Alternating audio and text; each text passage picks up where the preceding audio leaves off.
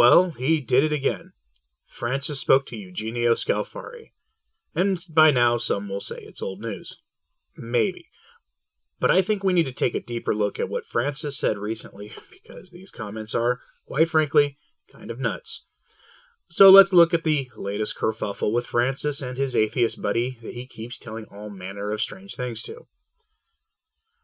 Quote, I am moved only by the desire to make our church survive by updating our collective spirit to be in tune with modern civil society, Francis insists, explaining that the church is obliged to become more modern, to be with the poor and the weak, not with the rich and the strong. All religions, not just Christianity, must know modern society very well in its cultural, spiritual, and living depth. This is a modernity that began 4 or 5 centuries ago. End quote. No mention of conversion, no mention of the need for the world to change. No church that must change to fit the world. Welcome to what modernism looks like under the current pontificate. Though to be fair, maybe Eugenio Scalfari just chose to omit those parts of the comments in his interview, since, he doesn't write anything down when he talks to the Francis. I chose to do my video on the third secret of Fatima prior to this one for a reason. The warning that the church will be full of those who make compromises and that there is a suicide in altering the church's liturgy and theology is essential to understanding why all of this is so important. Our blessed Lord used the metaphor of a rock to describe what he is and what Peter is for the church, something steadfast that the faith can rest on. The faith is, by extension, unchanging, and yet the calls for change are always constant. And, change is nothing new in this post-conciliar era. The liturgy changed. The relationship with our elder brothers changed. The idea of the church as the new Israel was seriously downplayed compared to pretty much the whole history of the church. The role of the church in secular politics, all that changed. I could go on and on. But the difference is that the pace of change has been ramped up dramatically in the past few years. Under this pontificate, change has been the rule, not the method of instituting the desires of the revolutionaries at the council, but the rule itself, and as such it's pretty much a constant thing now. In the past, we could get used to changes like the sudden appearance of girl altar boys when they had not only been banned in the past, but had been banned again, with that banning ignored by American bishops until Rome relented because they were just ignoring it anyway. But now we get change after change after change. A constant drip, drip, drip, often not in the practice of the faith, but in statements made that undermine what we are supposed to believe. Honestly, the statements of Francis to Scalfari are a good example of this if you want to see it in action. My last video on Scalfari and Francis outlines the 17 or 18 different statements made to Scalfari since the start of the pontificate, and they represent a body of heterodoxy, or worse, that many Catholics will take as the gospel truth, since many Catholics erroneously believe that a pope cannot err. That is itself a frankly erroneous idea that the pope can never err, and one that many observers at and after the First Vatican Council were worried about, given how the definition of papal infallibility turned out to not be the clearest thing in the world. Not that those who made those comments rejected that dogma, but that they were worried about some of the technical aspects of the definition itself, perhaps in light of the burgeoning crisis of modernism that was just getting started at the time of that council.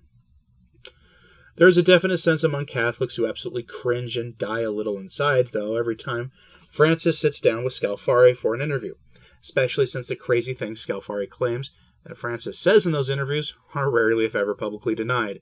And even worse, Scalfari never writes down what is said and just writes based off of his memory of that interview. Or at least so he claims.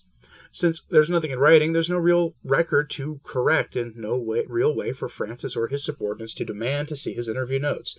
They just have to go off what Scalfari says Francis said, and Francis's own ambiguous or totally silent responses to what Scalfari says he said. It's all really a slick display of Peronism at work. Numerous outlets broke the news of the latest Scalfari scandal. I'm going to use the piece from the Church Militant Report, which is, quite frankly, just a regurgitation of what every other article is saying. And no, that's not a dig at Church Militant either. They run plenty of original stories, this isn't one of them. The author of the piece notes that Scalfari has run a number of these interviews since 2013. The exact number is 18 or 19. I can't remember at this point. Back during the closing days of the Amazon schism, I did an in-depth report on that, and it was staggering how many of these things they've done. The exact number is, like I said, 17 or 18 or maybe even 19. I can't remember at this point.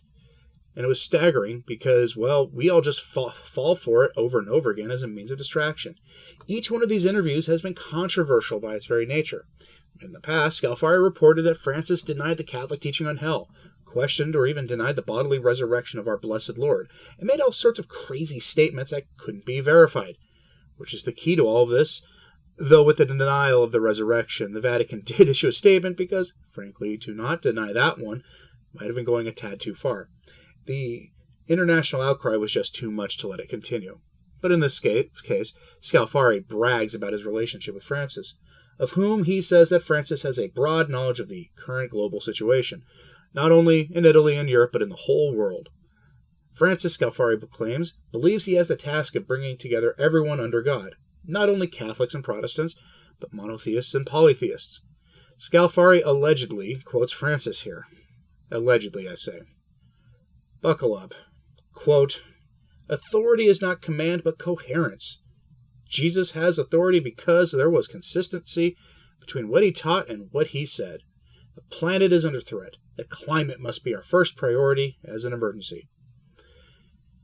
In some areas, the sea rises, in others it drops. The climate is one of the most interesting issues that we must all take on. End quote. You know, whenever he starts talking like a UN sustainability officer, I'm always reminded of these words from our blessed Lord. Quoting the Gospel of Matthew, chapter 10, verse 28, quote, and fear ye not them that kill the body, and are not able to kill the soul, but rather fear him that can destroy both soul and body in hell. Are not 2 sparrows sold for a farthing, and not one of them shall fall on the ground without your Father? The very hairs of your head are all numbered. Fear not, therefore. Better are you than many sparrows. Every one, therefore, that shall confess me before men, I will also confess him before my Father who is in heaven. But he that shall deny me before men, I will also deny him before my Father who is in heaven. Do not think that I came to send peace upon earth. I came not to send peace with a sword. For I came to set a man at variance against his father, and the daughter against her mother, and the daughter-in-law against her mother-in-law. End quote. That comes from the Dewey Rams version, and I think it not only repudiates the materialistic fear being promoted these days, but even perfectly refutes what he's saying his mission is. The job of the church is to unite people in Jesus Christ, not as some worldly generic religious leader, whom the world looks up to, but not enough to convert. Our Lord's authority came from the fact that he is God, not because he was coherent in his teaching. Francis has the responsibility to bring everyone under the banner of the church Christ established, for as our Lord himself said, no one gets to the Father save through Christ. Extra ecclesiam nulla salus is real, and while the church says that God can work extraordinary graces in a non-Catholic's life, that might result in salvation without formal membership in the church. In the end, all must be Catholic to be saved. So in a way he's right, but not how he means it. Religious indifferentism is one of the major cancers of our age, and it is slowly destroying the life of faith in the world today. But something most people seem to be missing in these interviews is this. For the most part, they seem to happen just after some big scandal. It's almost as if Scalfari is the person Francis uses to change the media narrative from some scandal that undermines his agenda to just foaming at the mouth rage like this. The last time we were all treated to the deep thoughts of Francis was right around the end of the Amazon Synod, when the demon idol worship at the Vatican was the only thing anyone in the Catholic media was talking about, unless they were also being distracted by the threat of deaconesses. Take note. Bookgate, as some are calling it, is still in the news. I did a video on it for Monday, and at that time Francis runs off to give an interview with his atheist friend Eugenio Scalfari. It's not like he's busy with better things to do, like running the church or even promoting the UN's anti-Catholic agenda or anything. Instead, he makes the time to give an interview to the very person who repeatedly quotes Francis as saying extremely scandalous things when they're rarely, if ever, being denied after the fact. This gives fuel to the Protestants who will take every opportunity to yell, like robots, "Come out of her, my people. You see it for yourself." Or to the Eastern Orthodox, who seem to be happy to be ignoring their own schism within a schism, to point out to us that Francis is bad. All these interviews cause people to leave the church, and he gives them anyway. I don't know what to tell you on that score, other than that leaving the church is literally not something you should ever consider, regardless of how bad its leadership is at the moment. We have a lot of options in life, but leaving the only faith that saves isn't one of them once you really understand the history of Christianity. I suppose those Scalfari interviews would be more interesting, but honestly these days they are literally so contrived that it's an obvious distraction from whatever scandal is hitting too close to home for the Vatican these days.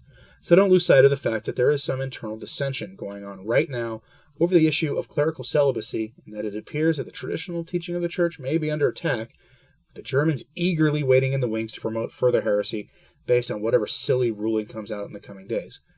And as always, I'll be here bringing you the news on that mess in short, digestible clips.